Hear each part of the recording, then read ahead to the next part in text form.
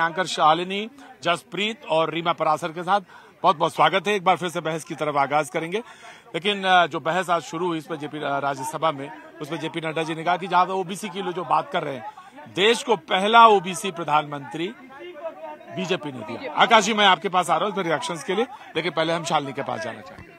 OBC के मामले में मैं एक ही चीज कहना चाहूंगी कि जब महिलाओं के साथ भेदभाव होता है ना, घर पे, बाहर, नौकरी में, सड़क पर, तो उसमें कोई ये नहीं देखता है कि अच्छा ओबीसी की महिला है, सवर्ण महिला है या किस कैटेगरी की महिला है। तो महिलाओं को ये जो बांटने की राजनीति की जा रही है, यहाँ महिलाओं को बराबरी का दर्जा देने की बात हो रही है। इसकी बात नहीं हो रही है कि उसमें SC ST का कितना आरक्षण हो या ओबीसी का कितना आरक्षण हो। क्या इस देश में किसी के पास भी ये डेटा मौजूद है कि ओबीसी कैटेगरी की महिलाओं को ज्यादा पीछे रखा जा रहा है या घर पर उनके साथ भेदभाव ज्यादा होता है और बाकी महिलाओं के साथ नहीं होता है? अगर ये डेटा अवेलेबल नहीं है तो फिर ओबीसी के नाम का अलग राग आलापना, ये पहली चीज। और दूसरी बात, गुड़ खाए गुलगुले से परहेज करें। आपको ओबीसी आरक्षण देने की आप मांग भी कर रहे हैं और फिर आप समर्थन भी कर दे रहे हैं क्योंकि आप बुरा नहीं बनना चाहते। अगर आपको लगता है कि ओबीसी को अलग से आरक्षण मिलना चाहिए, उनकी महिलाओं को मिलना चाहिए, तो फिर अपने मामले पर अड़े रहिए। अगर आप नहीं अड़ते और आप समर्थन नहीं देते, लोकसभा में तो आपने दे दिया, राज्यसभा में भी आज आप दे देंगे, तो फिर आपकी आवाज कहाँ गई? एक होना चाहिए। खबर एक होती है, खबर का विश्लेषण एक होता है और उसको जमीनी स्तर पे बताने का कोशिश या प्रयास किया शालिनी ने। बहुत बहुत स्वागत है आपका भी। अनुराग जी बहुत बहुत स्वागत है। प्रीति जी आपका बहुत बहुत स्वागत। आकाश जी आपका स्वागत है। प्रधानमंत्री की बात की, देश को पहला ओबीसी प्रधानमंत्री बीजेपी ने दिया। आकाश जी पहले रिएक्शन है, देन प्रीति जी आपके पास। मैं मेरी बहन को पहले जवाब दे दूं कि पहले आरक्षण की नीति को आप समझिए। It is about social and political representation, it is not about economic representation. दूसरी बात, ओबीसी पंतप्रधान की बात तो बीजेपी कर रही है, नड्डा साहब ने कहा, लेकिन जब ओबीसी आरक्षण जो मंडल कमीशन दे रहा है, इतना बड़ा 52% ओबीसी है, उसके जब हक की बात हो रही है, तो क्या ये ओबीसी के नाम राग आलापने वाले पीएम उनको हक की बात क्यों नहीं? आपने क्यों नहीं दे दिया 2010 में? 2010 में सर जी, ये जो कॉन्स्टिट्यूशनल अमेंडमेंट होता है, इसके लिए पूर्ण बहुमत लगता है। उस वक्त पूर्ण बहुमत नहीं था। आज 2014 से मोदी सरकार के पास जब दिया जा रहा है, जब जिस समय बात हो रही है महिला को सशक्तिकरण की, तो आप उसमें उस समय तो आपने नहीं बात कही। महिलाओं के ही अंदर क्या ओबीसी की महिलाएं नहीं है? क्या SC की महिलाएं नहीं है? क्या ST की महिलाएं नहीं है? आपको मणिपुर की हमारी आदिवासी बहन पर जुल्म होता है तो आपको अच्छा लगता है? रीमा प्रसाद, रीमा प्रसाद, ये जो राजनीति करने की कोशिश हो रही है, दरअसल ये क्रेडिट लेने की होड़ है कांग्रेस पार्टी को या उनके सहयोगी दलों को। अनुराग जी हैं, पहले भी उनसे मेरी बात होती रही है। इन लोगों को परेशानी बस इस बात की है कि इसका पूरा क्रेडिट चला जाएगा बीजेपी को, क्योंकि यहाँ से सीधे यही मैसेज जा रहा है कि ये कदम महिलाओं के लिए उठाया गया। राइट, कमाल की बात है। किसने कहा क्रेडिट की बात है? ये महिला नहीं, क्रेडिट की बात होती तो हम तो मणिपुर गए थे, भारतीय जनता पार्टी के लोग क्यों चुप थे? क्रेडिट लेने नहीं गए थे? हमारे देश की बेटियों माताओं के साथ अन्याय हो रहा था, तब हम लोग खड़े थे। नहीं मेरे जब स्टेट में अनुराग, नहीं लड़ने की बात नहीं। हाँ। कौन लड़ रहा है? कोई लड़ी नहीं रहा और हक के लिए लड़ रही तो बात, उन्हीं के हक की तो बात कर रहा हूँ। हाँ। जब महिलाओं पे अन्याय हुआ यहाँ पे, जिस तरह से पहले, जब आप जाते हैं तो स्टेट में चुनाव करके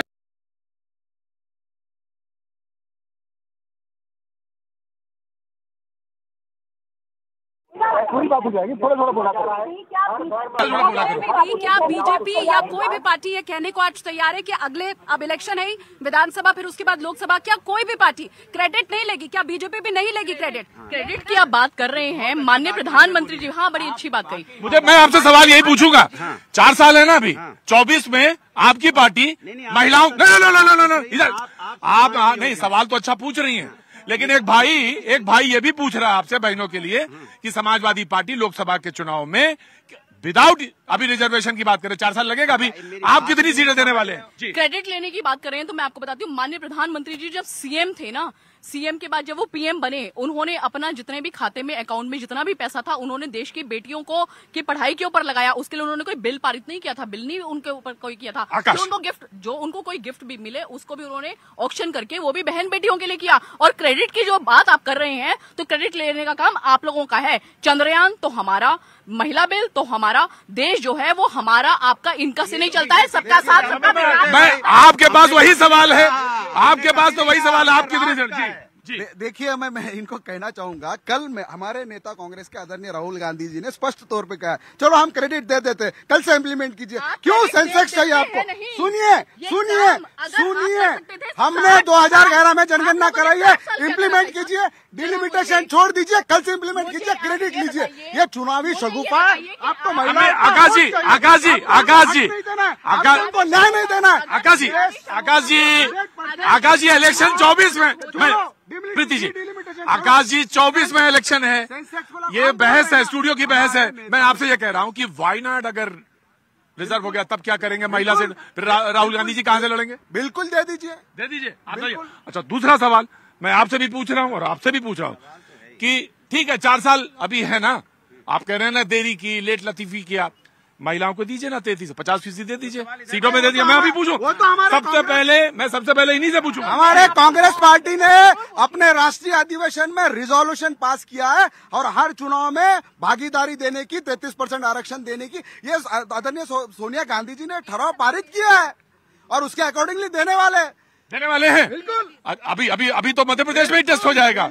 मध्य प्रदेश, राजस्थान, छत्तीसगढ़, तेलंगाना, महाराष्ट्र, जहाँ चुनाव होंगे वहाँ मैं आपसे सवाल, अभी 2 लिस्ट आई है, आकाश जी 2 लिस्ट आई हैं, 2 लिस्ट मध्य प्रदेश की आ गई हैं जिसमें नाम फाइनल। मुझे बताइए जरा महिलाओं को कितनी दिए? मैं आ रहा हूँ आपके पास जी। देखिए, मैं सबसे पहले तो बाकी कहीं की बात तो मैं बाद में करूंगी, सबसे पहले मैं अपना उदाहरण दे देती हूँ। मैं 2017 में चुनाव लड़ी थी, जनरल सीट से लड़ी थी।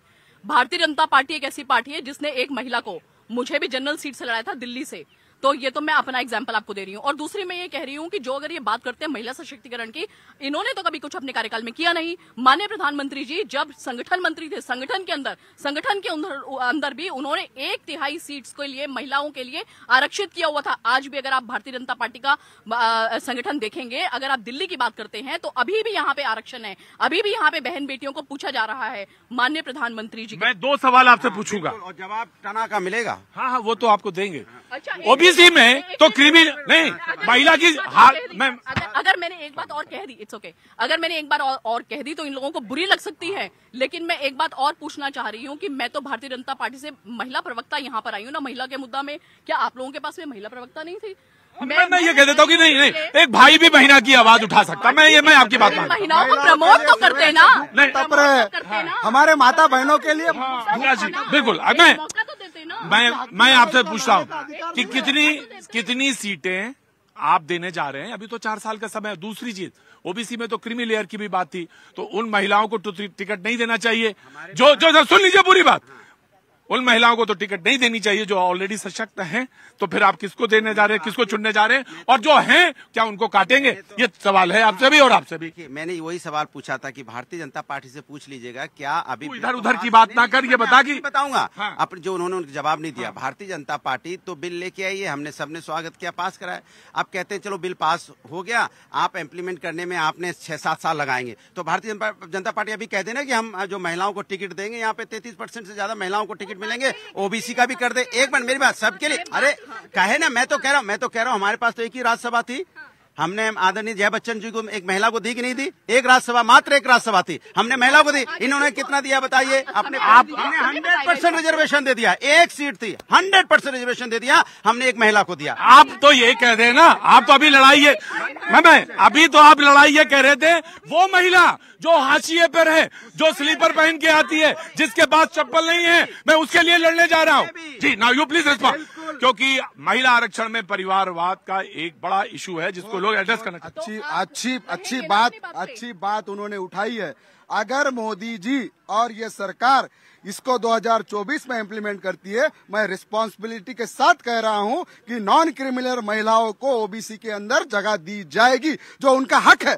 ओबीसी के अंदर क्रिमिनल नॉन क्रिमिनल ये फंडा है और उसी अकॉर्डिंगली दिया जाएगी, बिल्कुल दिया जाएगी और देना चाहिए। देखिए, ये एक इशू है। हाँ, तो समाजवादी पार्टी का इसमें स्पष्ट नहीं है। 1, 2, 3, 4 अब बताओ, हम तो आपके लिए लड़ रहे हैं और आप बीजेपी के लिए लड़ रहे हैं। देखिए अनुराग जी हम तो आपके अधिकार की बात, अनुराग जी रिजर्वेशन आए, रिजर्वेशन मिले, 2024 में लागू हो जाए और आप उधर से हमारे पे सवार हो रहे हैं। नहीं, दूसरी बात ये है अनुराग जी से मेरा सवाल है इसमें ये नहीं उधर नहीं आप बिल्कुल आप प्रखर प्रवक्ता हैं मैं आपसे पहले ही सवाल पूछ रही हूँ। मेरा सवाल ये है कि एक दूसरे के पाले में गेंद फेंकने की यहाँ पर कोशिश हो रही है। कल डिम्पल यादव ने ये भी कहा था कि अल्पसंख्यकों को भी आरक्षण मिलना चाहिए। अब अल्पसंख्यक भी इसमें मुद्दा आ गया है, मुस्लिमों को आरक्षण मिलना चाहिए। आप अपनी पार्टी का इसमें रुख साफ करिए ना। तो सीधी सी बात कहता हूँ, ये जो हिंदुस्तान है ना, सभी जाति धर्मों का देश है, तो उससे मिलकर हिंदुस्तान मिला है। हम इससे सभी जाति धर्मों का सम्मान करती है समाजवादी पार्टी, इसलिए वो भारत का और देश का सम्मान करती है। हम चाहते हैं हर वर्ग को सम्मान। अनुराग जी ने कहा 100% रिजर्वेशन दिया किसको? जया बच्चन को। जया बच्चन को जरूरत है क्या? जया बच्चन कौन है इस देश में? क्या वो SC है, ST है? कौन? मैं सुनिए, आप किसी दलित महिला को उठा के देते रिजर्वेशन? रीमा, मैं एक बात कहना चाहता हूँ। रीमा, अगर वो एक फिल्म फ्रेटर्निटी से आती हैं, अच्छा बोलने वाली, सोचने वाली, समझने वाली, सुनिए मैं अभी की बात कह रहा हूँ, चिंतक हैं और स्वागत है उनका स्वागत है। लेकिन मैं ये कहना चाहता हूँ कि डिबेट को जनसभा ना बनाइए, इलेक्शन की डिबेट ना बनाइए। मैं आपसे ये सवाल पूछ रहा हूँ कि वो जो हाशिए पे है, जो पैर में स्लीपर है, तो कहिए ना यहाँ पे कि 50% देंगे हमको। हम तो कह रहे हैं कि ओबीसी, दलित, अल्पसंख्यक की जो महिलाएं हैं, जो बाकी पीछे छूट गई हैं, जो कमजोर वर्ग है, उनको हमें आगे लेके आना है। लेकिन आकाश ने हो या ना हो, आकाश ने साफ बोला ना। मैं भी साफ ही तो कह रहा हूँ, भारतीय जनता पार्टी बताए।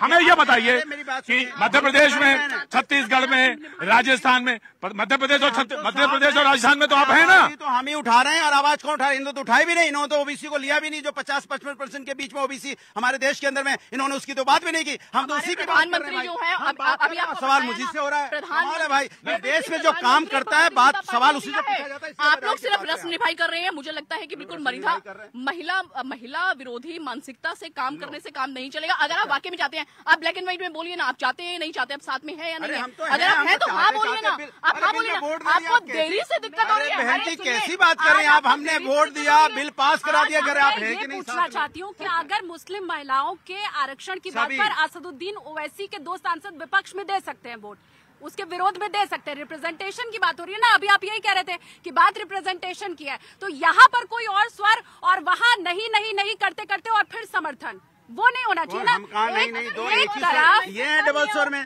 2014 में कहा था वो मैं रिजर्वेशन लेके आएंगे, 2023 में ले आए जब चुनाव आ गया। इनसे पूछे ना, हम तो अभी भी खड़े हैं कि हम देश की हर महिला, हर वर्ग का सम्मान करने वाले। लेकिन ये नहीं बता पाए अभी कितने टिकट देंगे। अरे हम तो दे ही रहे हैं, बीजेपी बताए, हम तो उनके साथ खड़े हैं और हमेशा देते आए हैं। जब मेरा एक ही इसमें यह सवाल है, जब 370 की धारा आप एक रात में हटा सकते, जब इलेक्शन कमिश्नर हटाने का आप प्रावधान कर सकते, तो क्यों डिलिमिटेशन, क्यों सेंसेक्स? अरे 2024 में लागू करो। अरे जो SC ST को देना है करो, ओबीसी के लिए। और जब ये सवाल आया, आनंद हमारे साथ, हमारे सहयोगी आ गए हैं। आनंद, जब ये सवाल पूछा गया कि भाई ये मुझे बताइए कि डिलिमिटेशन के बगैर, सेंसस के बगैर अगर ये हो जाएगा तो कई सीटें ऐसी हैं बगैर, अगर आप कोई होमवर्क नहीं करेंगे, उसका जो एक साइंटिफिक मेथोडोलॉजी है उसको नहीं अप्लाई करेंगे, तो बहुत सारी ऐसे हैं कि आप फिर कैसे अप्लाई करेंगे, उसको इम्प्लीमेंट कैसे करेंगे? प्रतीक, आप भी समझते हैं, हमारे व्यूअर भी समझते हैं कि डिलिमिटेशन जनसंख्या के आधार पर होता है ताकि हर कॉन्स्टिट्यूएंसी में इक्वल नंबर ऑफ वोटर्स हों। किसी कॉन्स्टिट्यूएंसी में कम वोटर, किसी कॉन्स्टिट्यूएंसी में ज्यादा वोटर हो, ये गलत है। अब जितने विपक्ष के लोग हैं, ये सुप्रीम कोर्ट की 3 जज बेंच की एक जजमेंट को पढ़े जिन्होंने हॉरिजॉन्टल रिजर्वेशन और वर्टिकल रिजर्वेशन की व्याख्या की और ये भी साफ कह दिया कि आर्टिकल 15 और आर्टिकल 16 के तहत किस तरह से इसका बंटवारा होना चाहिए और क्यों डिलिमिटेशन आवश्यक है, इसकी भी व्याख्या है।